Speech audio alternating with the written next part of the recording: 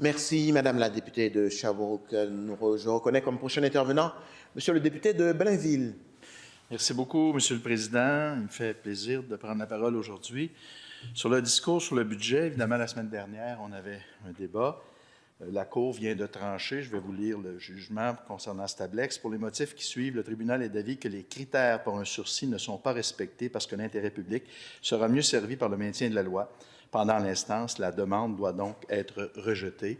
Donc, c'était la demande de sursis qu'avait adressée à la Cour la Ville de Blainville ainsi que la CMM. Et c'est tout chaud, ça vient de rentrer. Donc, il faut être capable de respecter les décisions des tribunaux. Pour le budget, bien évidemment, ça me fait plaisir de prendre la parole aujourd'hui. Vous savez, ce budget est bien accueilli par les principaux acteurs économiques, sociaux et institutionnels du Québec. Il est réfléchi, structurant, il répond aux besoins pressants de notre société. Ça s'inscrit dans une vision claire et ambitieuse, celle d'une économie forte qui soutient nos travailleurs, nos entreprises et nos familles, pose des gestes concrets pour assurer la prospérité du Québec dans un contexte économique en évolution. Les dernières années ont été remplies d'imprévus, la pandémie, la nouvelle administration américaine. Ce que notre collègue, ministre des Finances, a déposé, c'est le budget d'un Québec fort. On va stimuler la transformation de notre économie pour se diriger vers une économie plus résiliente, plus innovante. Évidemment, tout ça dans un cadre pas facile, dans un état des finances publiques qu'il faut vraiment surveiller. Et on a réussi à investir. Et là, évidemment, je vais prendre les moments qu'il me restent pour parler du plan québécois d'infrastructure 2025-2035 et de son implication pour, évidemment, la ville de Blainville. Ici pour la circonscription de Blainville. Ce sont des sommes importantes. Vous savez, je proviens du milieu municipal. J'ai fait des huis clos quand j'étais à l'Union des municipalités du Québec. Ça fait longtemps que je travaille sur les PQI puis que je suis capable d'analyser très rapidement ce qui se donne dans les PQI parce que c'est la base, évidemment, de l'entretien de tous nos grands réseaux et autant en éducation, en santé qu'en transport. Donc, c'est ça l'importance du PQI. Et ça touche aussi le milieu municipal, les infrastructures, évidemment, de sport, de culture et tout ça. Et c'est une somme record qui a été dépensée dans le dernier PQI. Moi, évidemment, j'étais critique aux infrastructures puis au municipal lorsqu'on était dans l'opposition. La dernière année du gouvernement libéral, c'était un petit peu plus que 9 milliards qui avaient été investis. Cette année, ce sera 19 milliards. Donc, on a doublé les investissements à PQI, puis ça, tout simplement parce que, vous savez, on a pris les finances publiques en 2018. Quelques semaines plus tard, le tunnel Louis-Hippolyte-Lafontaine qui est en démanche, puis ça faisait longtemps qu'il y avait des avis qui avaient été donnés au gouvernement libéral, donc il est encore fermé, on est encore en train de faire les réparations. Le pont de l'île aux Tourtes, quelques années plus tard, le pont de l'île aux Tourtes qui nécessite.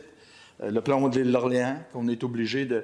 Toutes des choses que les gouvernements, avant nous, le Parti libéral puis le Parti québécois, du temps où il était là, n'ont pas investi dans l'entretien. Donc, évidemment, l'effort qu'on fait, c'est d'essayer de maintenir les actifs et de faire de nouveaux aménagements sur nos actifs. Et ça, évidemment, qu'est-ce que ça fait dans la circonscription de Blainville? Bien, je vais vous dire ce que le PQI va donner.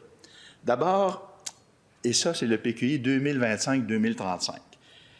À l'étude, pour cette année, parce que vous savez qu'un PQI, ça évolue à tous les ans. Ceux qui sont habitués, là, puis mes collègues maintenant sont rendus des spécialistes. Moi, je suis whip, je les entends. Le PQI, c'est une discussion incessante au gouvernement, puis il faut vraiment être un député du gouvernement pour comprendre les efforts, pour être capable de faire évoluer nos dossiers. Il y a de l'arbitrage qui se fait là à tous les jours. Donc, à l'étude, l'école secondaire du centre service scolaire d'Émile-Île, Blainville. Blainville a besoin d'une nouvelle école secondaire. Le problème, c'est qu'on ne s'entend pas sur le terrain. La Ville doit fournir le terrain. Donc, le dossier est encore à l'étude.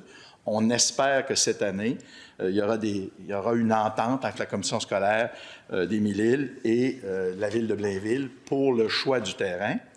Il y a aussi, puis l'hôpital de Saint-Jérôme, Saint-Eustache, pourquoi je les mets les deux en même temps? Parce qu'il y avait un petit guide du plan québécois des infrastructures, c'est qui a été remis à tous les députés, puis que finalement les citoyens pourront obtenir. Et quand on va juste dans le guide de quelques pages, santé et services sociaux, on voit le troisième paragraphe, là, c'est 711,5 millions pour le maintien du parc immobilier et des équipements médicaux. 2 nouveaux projets majeurs ont été mis à l'étude, soit la construction d'un nouveau pavillon à l'hôpital de Saint-Jérôme et d'un nouveau pavillon à l'hôpital de Saint-Eustache. Donc, ces dossiers-là ont été mis à l'étude. Donc, dans la mise à l'étude, bien évidemment, il y a le pavillon à l'hôpital Saint-Jérôme, le centre mère-enfant, l'unité de soins, puis à Saint-Eustache, l'unité de soins, agrandissement. En planification, parce qu'il y a toujours 3 étapes, il y a l'étude, en planification, puis en réalisation. Ça, c'est des termes, quand on est député, en tout cas de la Coalition Avenir Québec, il faut apprendre ça. Donc, dans le PQI, il y a l'étude, il y a la planification, et dans Blainville, il y a le manoir Blainville 2, 60 000 logements, c'est de la construction, 70 logements, excusez-moi, 70 logements qui sont en construction, manoir Blainville 2, ça, c'était une promesse de la Ville que j'ai accepté de porter dans la dernière campagne électorale. C'était une promesse de la Ville et ça a été déposé en planification. Puis je vous dirais que ce projet de loi-là, la Ville a le terrain, ils ont réussi à s'entendre, ils ont converti un parc, le manoir Blainville 2 va se construire. C'est pour des aînés avec cuisine commune et tout ça. Donc, c'est chambre avec cuisine, mais également cuisine commune. Donc, c'est un concept qui devrait se réaliser. Puis je vous dirais, là, la Ville a l'air, quand la mairesse en a fait sa promesse électorale, dans la dernière campagne, puis là, elle s'en va en campagne électorale, j'ai l'impression que cette année, il va se passer de quoi? Il va y avoir, comme dirait l'autre, des pépines dans le cours. Donc, ensuite, le pont Gédéon-Ouimet entre Laval et Boisbriand.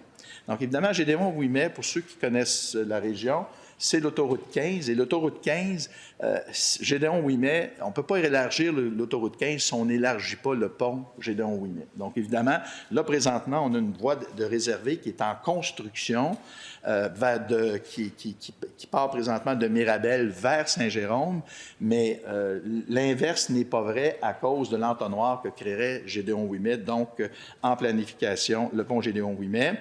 L'autoroute 15 aussi, entre Laval et Boisbriand, donc à cause de Gédéon-Ouimet, tout ça se fait ensemble. Là, il va y avoir l'élargissement. Il y a l'hôpital de Saint-Jérôme qui est en planification. Tantôt, on avait dit à l'étude, mais là, il y a en planification le plateau technique chirurgical à l'hôpital de Saint-Jérôme et à l'hôpital de Saint-Eustache, l'urgence et l'agrandissement, le réaménagement de l'urgence. Et en réalisation, bien, ça, c'est de l'argent qui va se dépenser en 2025-26 et dans les années ultérieures. Il y a l'école primaire, évidemment, de la commission scolaire Rivière-des-Mille-Îles à Blainville. Il y a déjà 4,9 millions, il y a 4,9 millions qui vont se dépenser cette année. Il y avait déjà 40,3 millions. On devrait inaugurer l'école primaire Blainville dans les prochains mois. Ensuite, il y a le cégep Lionel-Groux, parce que nous, évidemment, on n'a pas sur notre territoire, mais nos citoyens vont au cégep Lionel-Groux. Il y a un nouveau pavillon. Cette année, on va dépenser 3,5 millions pour le terminer. C'était un projet de 42 millions, puis il est en train de se terminer sur le cégep Lionel-Groux. Il y a encore un projet là, qui s'en vient pour Lionel-Groux. Je le sais, là, que ceux qui vont m'écouter là, du cégep vont dire, écoutez, n'oubliez pas, on a d'autres demandes. Ben oui, c'est vrai qu'il y aura d'autres demandes qui vont s'en venir. Ensuite, il y a Habitation Rive-Gauche, des logements abordables, donc c'est plus de 100 logements, qui comprend des logements abordables et des accès logis. Il y aura une somme de 4,8 millions qui va se dépenser en 25-26, mais c'est la dernière. On inaugure, là, j'ai reçu, je pourrais vous donner la date, là, c'est en avril où on va inaugurer les habitations Rive-Gauche, donc les citoyens et citoyennes qui sont éligibles au logement abordable et ainsi qu'aux accès logis auront accès. Et c'est une maison, c'est tout un complexe, puis évidemment, à cause des règlements municipaux, ça a pris beaucoup de temps. mais les stationnements sont intérieurs, justement, pour être capable de respecter. Donc, c'est tout un équipement là, qui... Et le contracteur, là, M. Charon, que je salue, là, a gracieusement fouillé dans son gousset pour être capable de faire entrer le budget. Donc, c'est un peu lui qui a financé le stationnement intérieur. Donc, et par la suite, bien évidemment, il y a l'autoroute 19. Puis je vais terminer avec l'autoroute 19 parce qu'il y a beaucoup de textes qui se sont écrits. Le Journal de Montréal a dit même que c'était un projet qui était en retard ou quoi que ce soit. Cette année, il y aura 39 millions qui vont se dépenser sur l'autoroute 19. Évidemment, il y a encore 468 millions à dépenser, mais cette année, il y a 39 millions qui se préparent sur l'autoroute 19. Puis fiez-vous sur moi, l'année prochaine, il va y avoir encore de l'argent. Il me semble qu'il va y avoir peut-être une élection, mais en tout cas, il va y avoir encore de l'argent, il va en avoir plus, qui va se dépenser sur l'autoroute 19. Merci beaucoup.